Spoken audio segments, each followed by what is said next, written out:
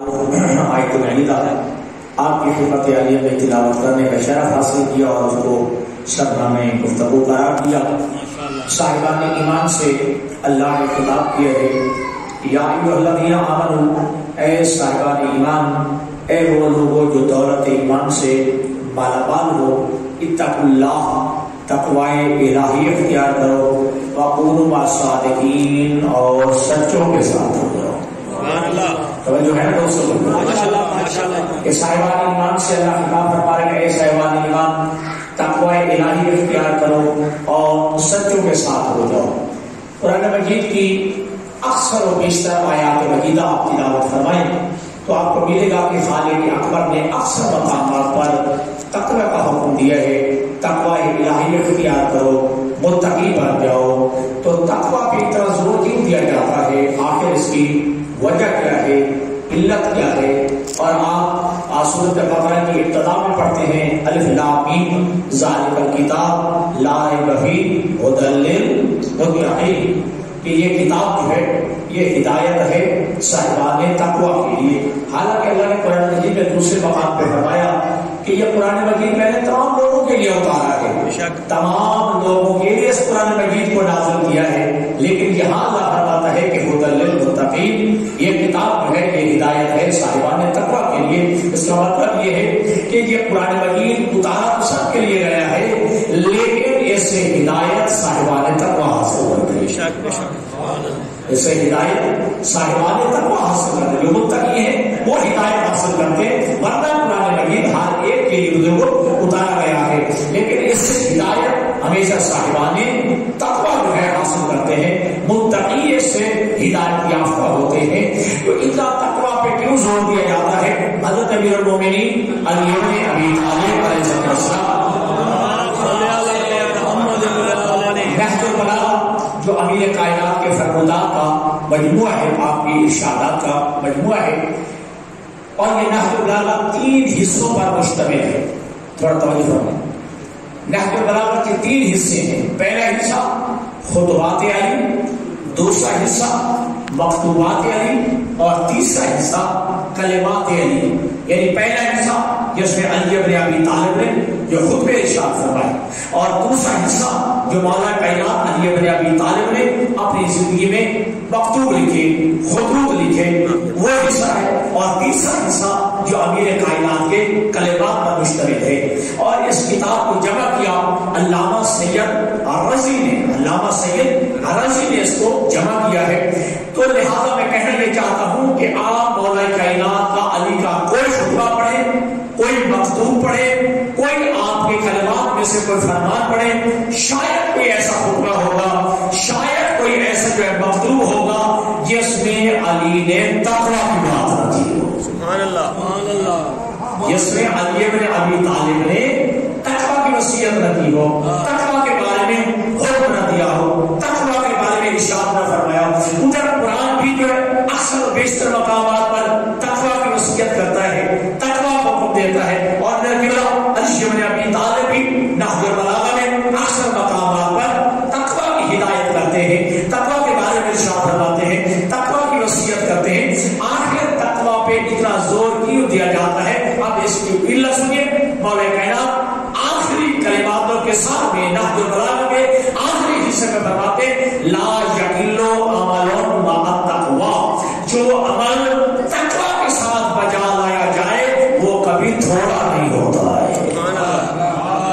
نعرہ تکبیر، نعرہ رسالت، الحمد نعرہ حیدری، حسینیت، حسینیت، یزیدیت، یزیدیت، محمد و آل محمد رنجر صلوات۔ لا یقل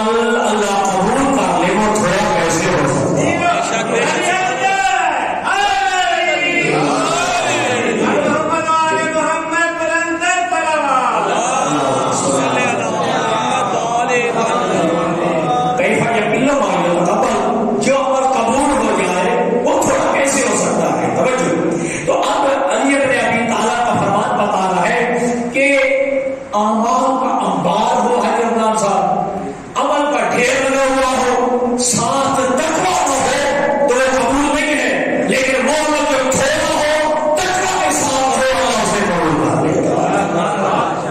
لہذا جو قبول ہو جائے وہ تھوڑا نہیں ہوتا، اس سے زیادہ کر کے آپ کا جو قبول کی بلا ہوگا کہ صاحب نہیں، قبول کا جو ہے وہی جو ہے اللہ کے نزدیک زیادہ ہے۔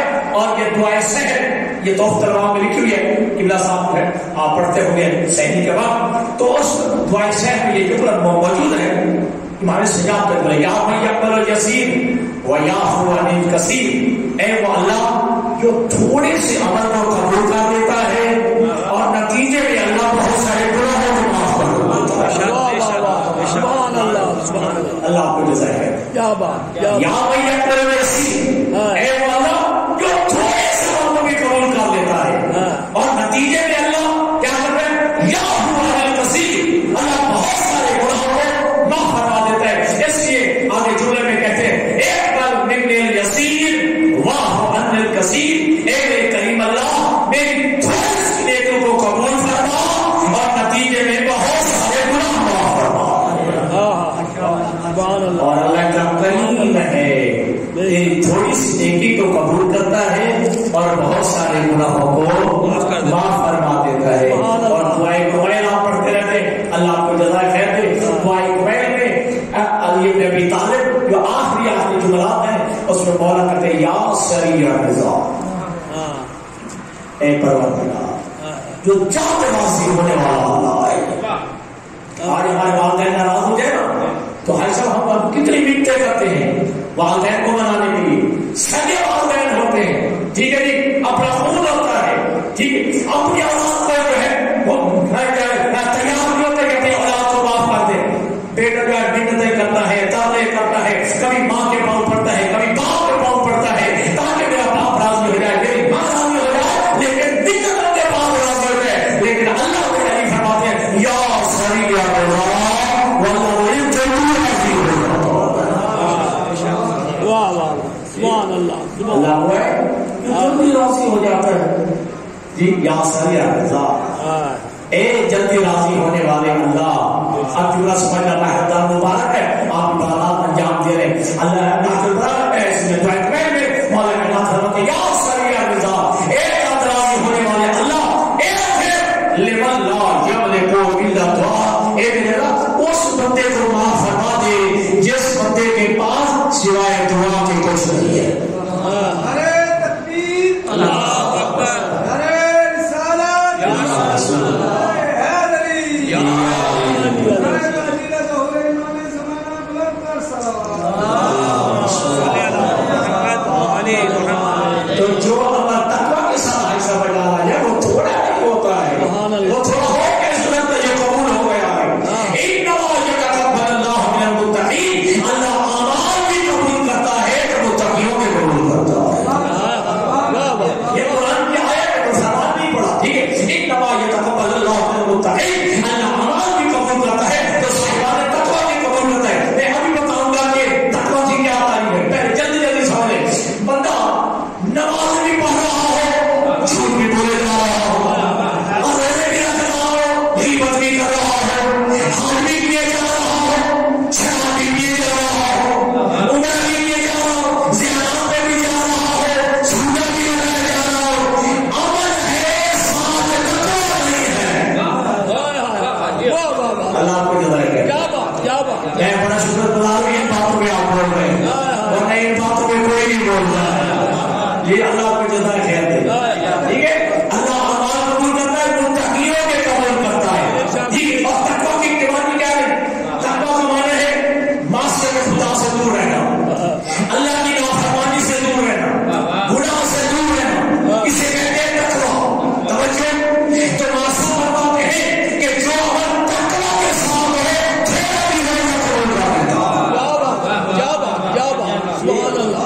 اور میں ہمارے مبارک ہے، میں وہ حالت روزہ میں بیٹھا ہوں، کیا مسئلہ کیا کروں؟ اللہ صاحب نے اس مسئلہ کی رائے کر کے توضیح مسائل میں یہ مسئلہ لکھا ہوا ہے، اگر بندہ روزے کی حالت میں حالی رمضان صاحب اور روزہ رکھا ہوا روزے کی حالت میں معصوم کی طرح جھوٹی نسبت دے دے اس کا روزہ چپ کر کے وہ بات سمجھ گئے. روزہ بھی رکھا ہوا ہو اور معصوم کا جھوٹی نسبت ہے روزہ معاف ہو جاتا ہے. یعنی سمجھ کہ میں نے روزہ رکھا ہوا ہے اور میں کہتا ہوں معصوم کا فرمان ہے پھر میں کہتا ہوں نہیں ہے میرا روزہ باطل. ٹھیک ہے. اور معصوم نے نہیں کہا اور میں کہتا نہیں معصوم نے کہا ہے جھوٹی نسبت دی تو روزہ باطل ہو جاتا ہے. بڑی معذرت کے ساتھ کہوں گا اگر بندہ روزہ کی حالت میں ایک جھوٹ معصوم پہ بولے اور روزہ باطل ہو جاتا ہے پورا گھنٹہ جھوٹ بول رہا ہے. کون سمجھے کون کا نہیں سمجھے ندیم سمجھے کہ نہیں سمجھے جی پورا گھنٹہ جھوٹ بول رہا ہے. آپ سے عبادت کا نام دیں جی کیا سے آپ عمل کریں معصوم کا جھوٹی نسبت اور معصوم بس کہتا ہے تو بس کہتا ہے. یہ مسئلہ میرا موضوع نہیں تھا. میں کہتا ہوں استغفر استغفر استغفر ثم استغفر اللہ. یہ مثال دینے میں کوئی حق نہیں ہوتا. معصوم کہتے ہیں کہ نماز پڑھنا واجب ہے. نماز پڑھنا واجب ہے. اللہ نہ کرے اللہ نہ کرے اللہ نہ کرے. میں کہتا ہوں نماز کی کوئی ضرورت ہے نہیں ہے. اور آپ میں سے کوئی بندہ نہ لگا دے ہے نہیں میرا روزہ بھی باطل ہے اس کا روزہ بھی باطل جی میرا روزہ بھی باطل اس بندے کے بھی روزہ باطل. ٹھیک ہے جی. معصوم فرماتے ہیں یہ روزہ رکھنا واجب ہے ہر بالغ پہ ہر عاقل پہ ہر صحت مند پہ ہر حاضر پہ ہر روزہ رکھنا واجب ہے. توجہ. اور اگر آگے سے بندہ جی میں کہتا ہوں روزہ واجب ہے معصوم کا فرمان کرو آگے سے بندہ کہتا ہے نہیں یہ نہیں کہا روزہ باطل ہوا. کیوں؟ فرمان معصوم کی نفی بھی ہے. زندہ باد اللہ کی جزائے. فرمان معصوم کی نفی بھی ہے. تو میرے عزیزوں میرے بھائیوں میرے بزرگوں اگر تمہارا ممبر پہ جو ہے نماز کی توحید ہو جائے اگر نماز کی نفی کی جائے اور دلیل کیا دی جائے سمجھنا چاہتا دلیل یہ دی جائے کیا صحابہ کرام کے اٹھنے جلدی نمازیں پڑھی تھی. اللہ کو جزائے دے. ان جملوں پہ آپ بول رہے ہیں اللہ حسین کیا صحابہ کرام کے اٹھنے کے لیے نمازیں پڑھی تھی کیا نماز کی کوئی ضرورت نہیں. بس اتنا کہوں گا کیونکہ وقت نہیں ہے جی. اللہ نے نماز بندوں پہ واجب کی ہے کتوں پہ واجب نہیں ہے. کیا بات کیا بات کیا بات.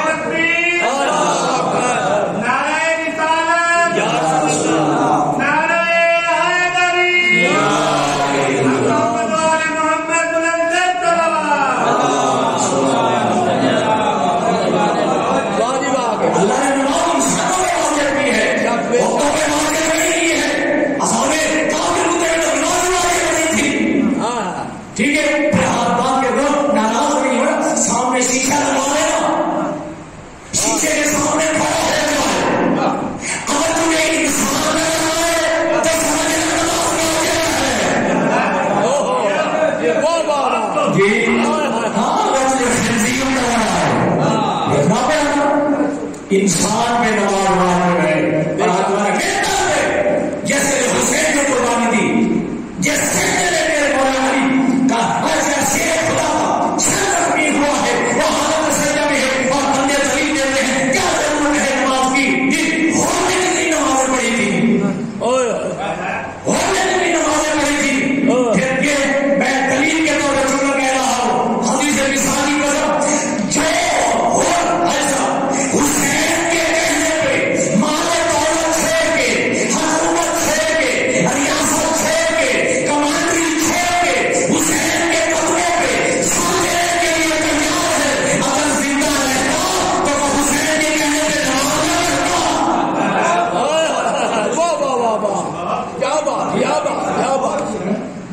حسین کے قدموں میں سر دینے کے لیے تیار ہو گئے.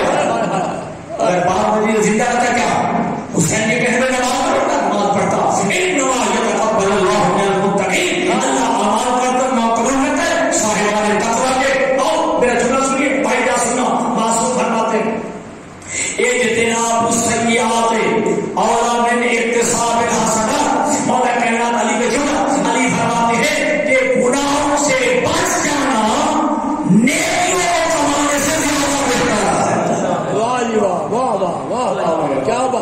سمجھے نہیں علی فرما رہے ہیں گناہوں سے بچ جانا نیکوں کو بچانے سے زیادہ افضل ہے. کیا مطلب؟ بس نیکی بھی کرو گناہ بھی کرو. یہ یہ ہے بندہ گناہوں سے بچتا رہے لیکن اچھائی بھی ہو جائے. واہ واہ بے شک بہت. میں نے ابھی کیا میں حالت روزوں میں بیٹھا ہوں غلط حدیث سب میرے لوگوں کا ہو جائے گا. معصوم انسان فرماتے ہیں مجھے وہ نوجوان زیادہ پسند ہے اس نوجوان سے مجھے زیادہ محبت ہے. کون سے نوجوان سے؟ کہ جو گناہ کرنے کے بعد شرمندہ ہو جائے پشیمان ہو جائے. بنسبت اس بندے کے کہ جو نماز پڑھنے کے بعد جس میں تکبر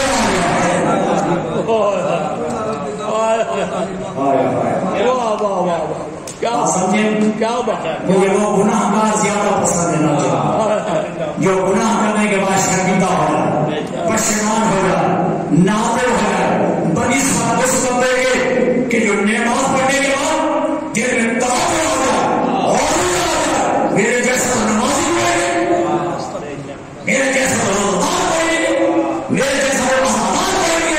تم نے لوگوں کو دکھانے کے لیے آزادی کی ہے یا حسین کو حسین کے لیے؟ واہ واہ واہ واہ سبحان اللہ. آزادی کا کوئی اللہ نماز روزہ ادا کر کوئی اللہ لوگوں کے دکھاوے کے لیے نہیں.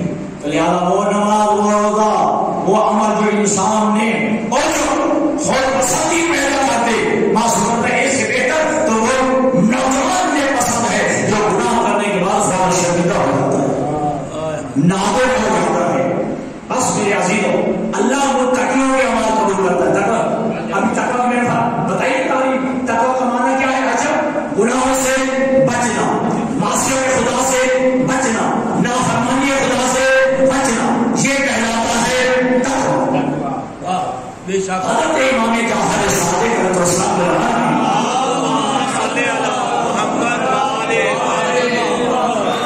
وقت بہت کم ہے. امام کے زمانے میں کچھ مذاہب پرموٹ کیے گئے کچھ مذاہب کی بنیاد رکھی گئی. ایک مذہب تو آپ کو جلدی سمجھ آ گیا ہوگا. امام کے مقابلے ہی اس کی فقہ بھی متبر کر دی گئی. اسے جو ہے امام بھی بنا کے پیش کر دیا گیا. ٹھیک ہے جی. اور دوسرا دہلیہ فقہ. دہلیہ وہ جو وجود خدا کے جو منکر ہے جو کہتے ہیں کہ اللہ نہیں ہے کوئی خالق نہیں ہے کوئی حساب و کتاب نہیں کوئی قیامت نہیں ہوگی. یہ کائنات پھر کیسے بن گئی؟ یہ کائنات ایک مادے کی پیداوار ہے. ایک مادہ تھا اس سے خود بخود کائنات بن گئی اور ایک وقت آئے گا خود بخود کائنات ختم ہو جائے. یہ دہلیہ. دوسرا تیسرا جو امام صادق کے زمانے میں پرورت کیا وہ تھا صوفیہ فرقہ. ہر وقت اللہ ٹھیک ہے جی. وہ کرتے کیا تھے؟ کیوں بنایا گیا امام کے مقابلے میں؟ امام میں تقویٰ اتنا ہوتا تھا ہوتا تھا لوگ امام کی خدمت میں آنے کے لوگ تیار ہو جاتے تھے. امام کی فضیلت کیا اب دیکھنا لوگ امام کی طرف گئے کھیلے چلے آتے ہیں. یہاں ایک فقہ سفیان سوری اس کا پانی قرار پایا. کیا تھا؟ صوف کا لباس پہنا. صوف کہتے ہیں اون کو. ٹھیک ہے. سادہ لباس پہنتا ترک لذات کرتا پہاڑوں پہ چلا جاتا ہر وقت اللہ کی صدائیں. نہ اچھا کھانا کھاتا نہ اچھا لباس پہنتا نہ جو ہے لوگوں میں گھول بیٹھ کے بیٹھتا. اسے کہا جاتا تھا صوفی. کیونکہ یہ صوف کا لباس پہنتے تھے ایسے ان کا نام پڑ گیا صوفی فرقہ. ٹھیک ہے. اور یہ سخاوت بڑی کرتا تھا. ندیم سمجھ لیں بازار کے چوک میں کھڑا ہو جاتا اور کیا کرتا؟ سخاوت کرتا. درہم دینار اشرفیاں. لوگ امام کی خدمت میں آئے. مولا بڑا سخی سخاوت کے ڈنڈے والے بھائی کیا سمجھنا. امام فرماتے جو حقیقت میں جانتا ہوں وہ تو نہیں جانتا. جو حقیقت میں جانتا ہوں تو نہیں جانتا. نہیں مولا بڑا سخی ہے. عام سادہ لباس پہنتا ہے. جی سادہ غذا کھاتا ہے تاکہ لذات کرتا ہے. ایسی شادی بھی نہیں کی بچے بھی پیدا نہیں کیے پہاڑوں میں چلا جاتا ہے. توجہ. امام نے فرمایا اچھا چلو صبر رات اندھیرا ہو جائے، جب سارے لوگ سو گئے، نہ اپنے ساتھیوں کو ساتھ لیا، اس کے ٹھکانے کی طرف چلے جہاں رہتا تھا۔ رات کے 12 بجے اپنے ٹھکانے سے یہ نکلا، امام اس کے پیچھے بھی، امام کے ساتھی بھی پیچھے بھی گئے، یہ بازار میں آیا، یعنی مارکیٹ میں آیا، رات کے اندھیرے میں ایک دکان کا تالا گیا، ایک دکان کا تالا توڑا، وہاں سے مال چرایا، وہاں سے سامان اٹھایا، اور وہ ایک دن صبح چوک میں کھڑے ہو کے سخاوت کر رہے تھا۔ اللہ کے راہ میں تقسیم کروائے، رات کو چوری کی، ڈاکہ والا دکان پہ ڈھونڈ اور اگلے دن سخاوت کر رہے چوک میں۔ امام صادق نے اس وقت آیت مجیدہ پڑھی، انما یتقبل اللہ من المتقین، اللہ سخاوت بھی قبول کرتا ہے، اللہ اعمال بھی قبول کرتا ہے، تو متقین یہ کرتا ہے چوروں بھی قبول نہیں کرتا۔ کیا بات، توجہ ہے انما یتقبل اللہ من المتقین، اللہ اعمال قبول کرتا ہے تو صاحبان تقوی بھی قبول کرتا ہے۔ اور یاد رکھے گا اللہ نے قرآن مجید میں فرمایا، یہ آج ہمارے یہاں معیار فضیلت ہے، بڑی سخت بات، کڑوی بات ہے، محسوس ہے بھی ہے۔ ہمارے یہاں معیار فضیلت کیا ہے؟ ہمارے یہاں معیار عزت کیا ہے؟ چودھری صاحب، خان صاحب، ملک صاحب، ماں صاحب، ٹھیک ہے جی، فلاں صاحب، یہ معیار عزت ہے۔ لیکن اللہ قرآن میں فرماتا ہے جی جعلناکم شعوبا وقبائل لتعارفوا، ہم نے تمہاری قومیں بنائی ہیں، یہ تمہاری فضیلت کے لیے نہیں، تمہارے تعارف کے لیے بنوائی ہے۔ یہ تمہاری قومیں جو ہے، خان صاحب ہے، شاہ صاحب ہے، ملک صاحب ہے، سید صاحب ہے، بار صاحب ہے، یہ تمہارے تعارف کے لیے۔ اور میرے عظیم صاحب عزت کون ہے؟ ان اکرمکم عند اللہ اتقاکم، میرے نبی تم میں صاحب عزت وہ ہے جو تم میں سب سے زیادہ متقی اور پرہیزگار ہے، جو تم میں سب سے زیادہ متقی اور پرہیزگار ہے۔ قوم بڑی ہے شرابی، بڑی قوم کا بندہ ہے زانی، بڑی قوم کا بندہ ہے سود خور، بڑی قوم کا بندہ ہے شراب خور، ہے بڑی قوم کا بندہ لیکن ہے رشوت خور۔ ایک قوم چھوٹی ہے تہجد گزار ہے۔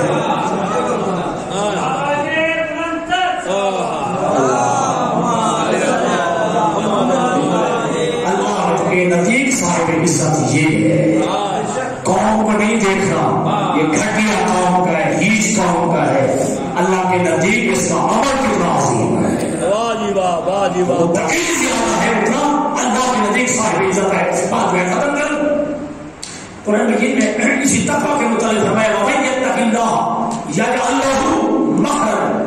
آج بندہ نمازی بن جائے نا، بندے کہتے ہیں مسیح کر لو گے، مسیح کر لو، ایسے جب تعین کر رہے اے بندہ مسیح کا بھی ہو گئے، کہتے مسیح بھی مان لائیے، ٹھیک ہے جی۔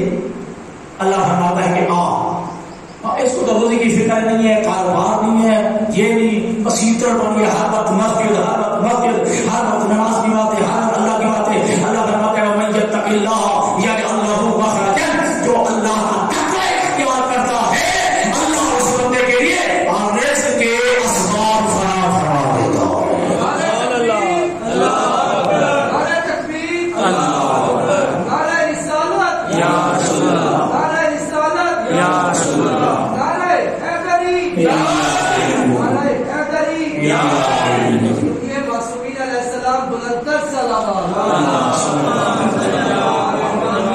جو تقوی الہی اختیار کرتا ہے اللہ اس بندے کے اور رزق کے اسباب خود کھول دیتا بے ہے۔ شک بے شک بے شک، اللہ کی اطاعت پوری کرتا پھر کہتے میرے گھر میں جادو ہے، ڈولا ہے، ہمارے گھر میں معروفیت پھیلی ہوئی ہے، مانتا تو اللہ کی نہیں ہے، پھر میرے گھر میں خیر کیسے نازل ہو؟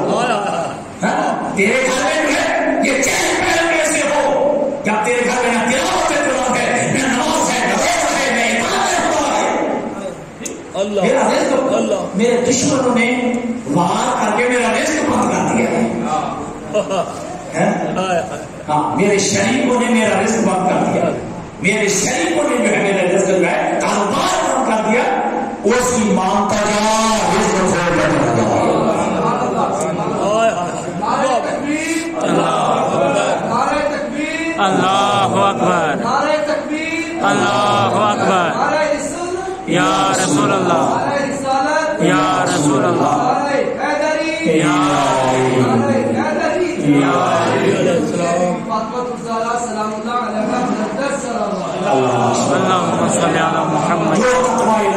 کرتا ہے اللہ اس سمے کے اور اس کے اصحاب وہی فرما دیتے ہیں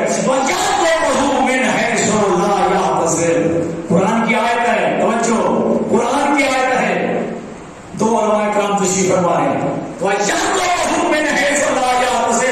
جو بندہ تقوی الہی اختیار کرتا ہے اللہ اس بندے کو ایسی جگہ سے عطا فرماتا ہے جس کا انسان کو وہم و گمان بھی نہیں ہوتا۔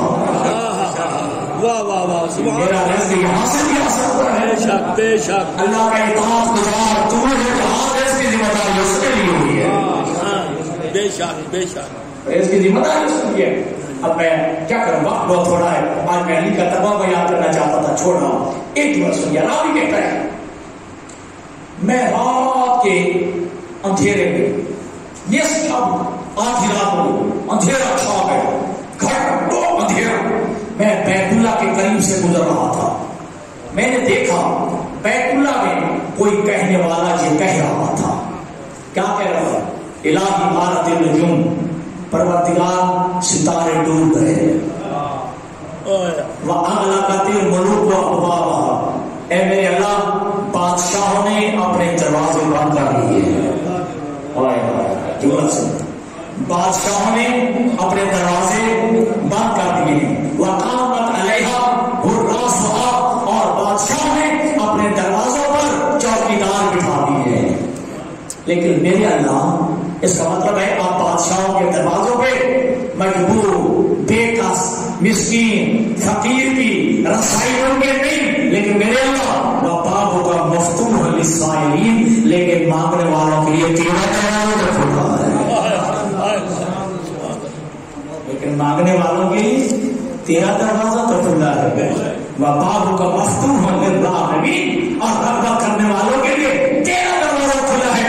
وہ راوی کہتا ہے میں نے سنا کہ کہنے والا یہ کہہ رہا تھا، کیا کہہ رہا تھا؟ مسکینوں کا بے فنائک، اے میرے اللہ تیرا مسکین بندہ تیرے دروازے پہ آیا ہے، سائلوں کا بے فنائک، تیرے گھر کا مانگنے والا تیرے دروازے پہ آیا ہے۔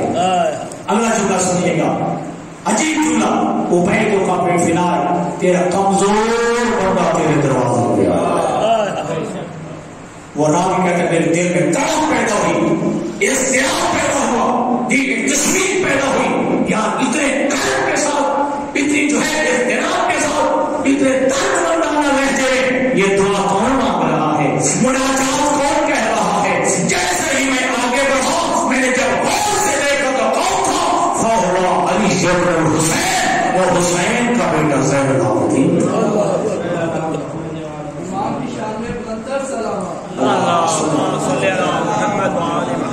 وہ حسین کا بیٹا سجاد تھا، حسین کا بیٹا زین العابدین تھا۔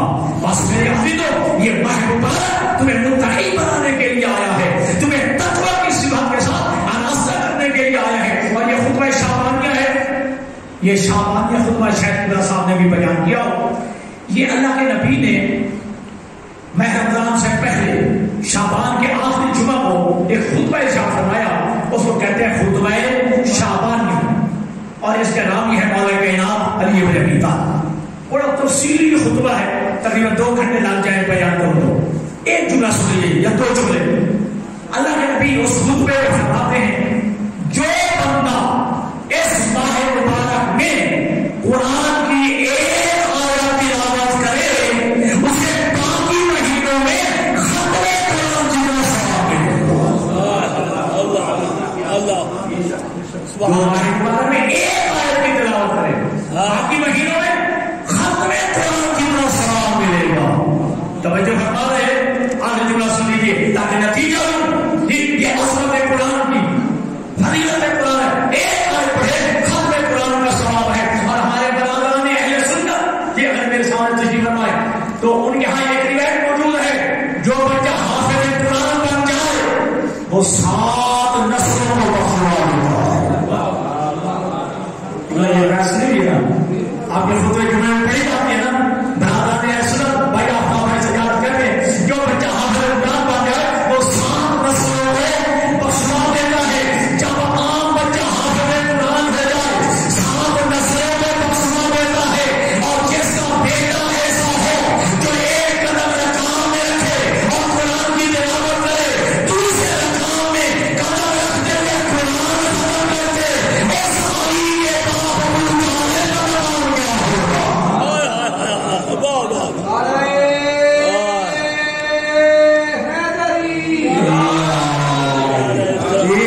امام علی علیہ السلام بلند تر صلوات اللہ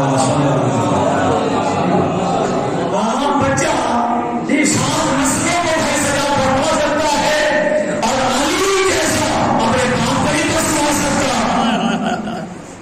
جو ایک رقم میں پہنچتا ہے تلاوت قرآن شروع کرتا ہے دوسری رقم میں پہنچتے ہوئے ختم قرآن ہو جاتا ہے.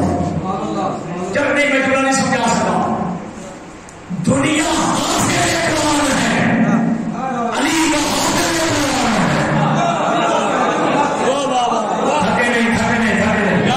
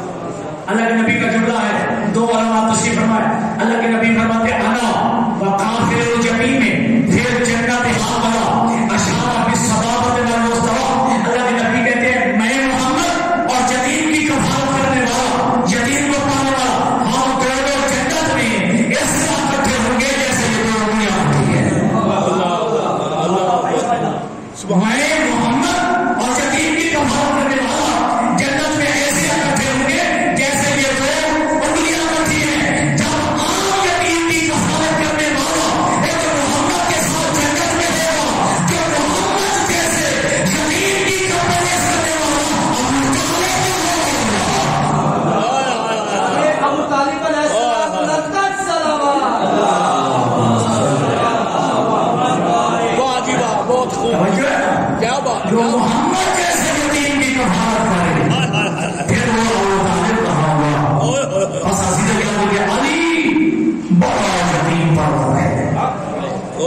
علی بڑا یتیموں کا خیال رکھنے والا ہے. دوستو روایت یہی کہتی ہے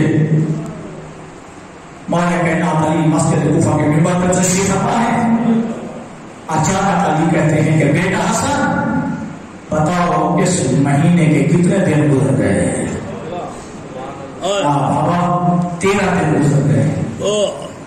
پھر قریب ناراض سے پوچھتے ہیں بیٹا اس مہینے کے کتنے دن باقی رہ گئے؟ کہا 13 دن باقی رہ گئے. علی نے اپنے عریش پہ ہاتھ رکھ کے کہا خدا کی قسم اسی مہینے میں یہ سفید عریش سرخ خون میں فضا ہو جائے. اللہ اکبر. اللہ آپ کے آنسوں کو قبول کرے. خدا کی قسم بات باقی نہیں رہا. اگر 2 آنسو آ گیا میری اور آپ کی بخشش ہو جائے گی. بس اتنا سمجھ لیجیے یہ مہینہ ہو گئے ابھی 4 دن نہیں ہوئے زینب پردیس میں یتیم ہو گئی. علی کی بیٹیاں پردیس میں یتیم ہو گئی. رب اکبر کی قسم جب عید آتی ہے نا بیٹیوں کو انتظار رہتا ہے میرا بابا عید لے آئے گا.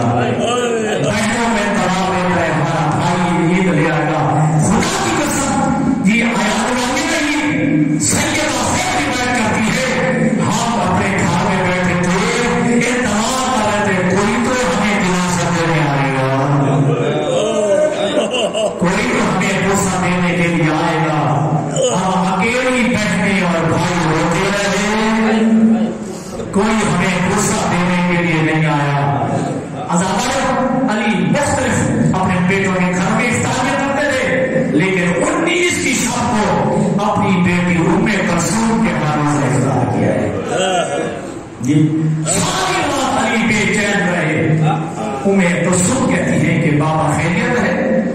کہا بیٹا تجھے کیا بتاؤں، میں بڑا عرب کا شجاع ہوں، آج ایسا اضطراب ہے، ایسی پریشانی ہے۔ بابا کیوں؟ کہا بیٹا ابھی ابھی میری آنکھ لگ گئی تھی، تیرے نانا رسول خدا اور تیری ماں زہرا خواب میں ملے ہیں، یا علی ہم تیرے منتظر ہیں، یا علی ہم تیرے انتظار میں ہیں۔ بس رونے والوں آزاد کچھ عوامیں ایسے ہیں، ایسی ہیں جو علی کی بیٹیوں نے بڑی مشکل سے سنی ہے۔ پہلی آزان علی نے گلدستہ آزان پہ دی، کیا مسجد کوفہ نے دیے نا آزان دیا علی نے، اتنا درد تھا علی کی آزان میں بھائی خاطر سے روایت کہتی ہے مدینہ کے ساتھ تمام بچے جا گئے، تمام عورتیں جا گئی، بچے بھی رونے لگے، عورتیں بھی رونے لگی، اس رات علی کی آواز میں ڈر ایسا تھا، بڑی گھر کے ساتھ علی کی بیٹی نے یہ آزان سنی۔ دوسری آزان یہ داد علی نے دی ہے، وہ بیٹا علی تھا جس کا نام علی اکبر ہے۔ سورہ آسور میں جب آزان علی اکبر نے دی ہے تو حسین نے کہا بیٹا آج آخری آزان سنا، جب کہا اللہ اکبر، آزان بیٹیوں کی لڑنے کی آواز آئی، کہا سکینہ بیٹی، جب بابا کو بڑا کیا، جب حسین آئے تو کہا بھیا حسین لگتا ہے علی اکبر کی آخری آزان۔ اللہ اکبر، اجرکم اللہ، لگتا ہے علی اکبر کی آخری آزان ہے۔ ہونے والا تیسری آزان معلوم ہے نا، دربار یزید ہے، دربار یزید ہے، حسین کی بہنیں، حسین کی بیٹیاں آنکھوں میں رسیاں ہیں، سجاد کہنے بن کے کھڑا ہے، یزید نے جنم دیا، مسجد میں آزان گئے، جب کہا اللہ اکبر، سجاد کہتے پروردگار میں گواہی دیتا ہوں تو اکبر ہے، میں نے تیری توحید بچانے کے لیے اکبر قربان کیا ہے۔ یہ جب کہا اشہد ان محمد رسول اللہ، سجاد ایک کہتے یزید بتا یہ محمد تیرا جانا تھا یا میرا جانا تھا، یہ تیرا جانا تھا یا میرا جانا تھا۔ بس ہونے والوں لگ گئی ہے علی کا زہر، بیٹے آئے ہیں، پوری مسجد کوفہ بھر گئی، کوفہ کے مردوں سے بھی، کوفہ کی عورتوں سے، کوفہ کے بچوں سے، کوئی حسن کو دلاسا دے رہا ہے، کوئی حسین کو دلاسا دے رہا ہے، کوئی محمد حنفیہ کو دلاسا دے رہا ہے۔ اگر آج ہے توجہ کریں تو سورہ جمعہ ہے کہ کاش آج کوفہ کے لوگ علی کی شہادت پہ حسن کو دلاسا دے رہے ہیں، حسین کو دلاسا، یہی کوفہ والے تھے جب حسین کو لڑا نہیں، حسین کا گلا کاٹا گیا، کوئی سکینہ کو دیوار مارتا تھا، کوئی سکینہ کو پیٹ کھینچتا تھا، کوئی سکینہ کے دامن میں اللہ اکبر، کوئی سکینہ کے دامن میں آگ لگاتا تھا۔ بس رونے والوں آزاداروں، آپ کو زیارتوں میں گئے ہیں، میرے قبلہ بھی یاد گئے ہیں، قبلہ علامہ نذیر شاہ صاحب، یہ مسجد کوفہ جو مولا علی کا گھر ہے وہ زیادہ فاصلہ نہیں ہے، لیکن علی کو اتنی ضرورت لگی بیٹے اٹھا کے لے آئے، بیٹے اٹھا کے لے آئے، لیکن جب دروازے پہ آیا کہا بیٹا حسن مجھے یہی اتار دو، کہا بابا آپ کی طبیعت ٹھیک نہیں ہے، آپ کو ضرورت زیادہ لگی ہے، کہا جی میں چل کے جاؤں گا، کہا کیوں؟ کہا اس لیے اگر میری بیٹیوں نے شہادت میں دیکھ لی میری بیٹی نماز جائے، اللہ اکبر، میری بیٹی نماز جائے، اور